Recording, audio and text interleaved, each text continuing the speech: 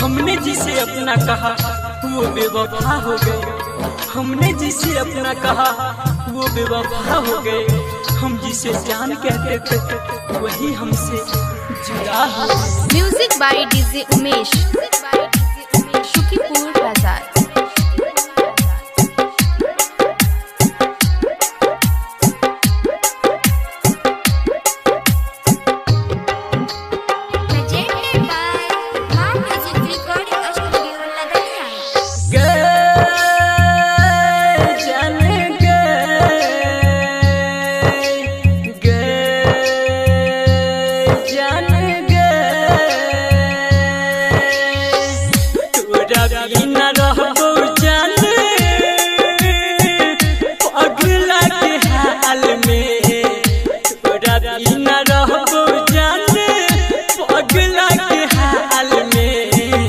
जाने लोग जाई जान तू ससुराल में।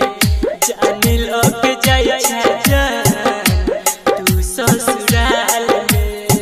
वहाँ से आकर सभी दूर चले जाते हैं। अकेले थे हम, अकेले ही रह जाते हैं। इस दिल का दर्द दिखाए किसे, मलहम लगाने वाले जख्म दे जाते हैं। Music by DJ Umesh, Shukipur बाजार।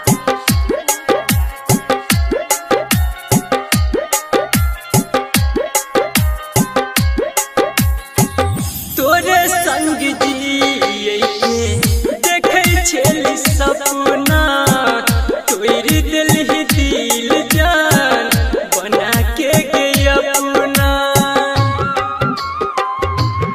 ये जान तोरे संग जिए देखे छेली सपना। तोरी दिल ही दिल जान बना के गई अपना। लेब माथा हम ठोक के दीवाल में। फिर लेब माथा हम ठोक के दीवाल में।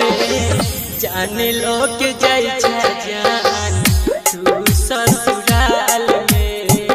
जाने लोग जाई जान तू ससुराल में। तुम क्या जाना इस दिल में कितना दर्द होता है।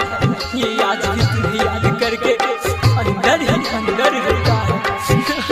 Music by DJ Umesh, Shukipur बाजार।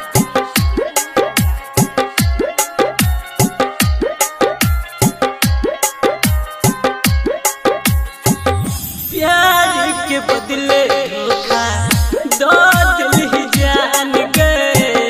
मेरी दिल ही दिल वापस छुरी निशान गए। आगे प्यार के बदले धोखा दो दिल ही जान गए। मेरी दिल ही दिल वापस छुरी निशान गए। संदीप सुमन के छोड़ला दुख के जाल में। सोनी सागर के छोड़ला दुख के जाल में। जान लोग जाई जान तू ससुराल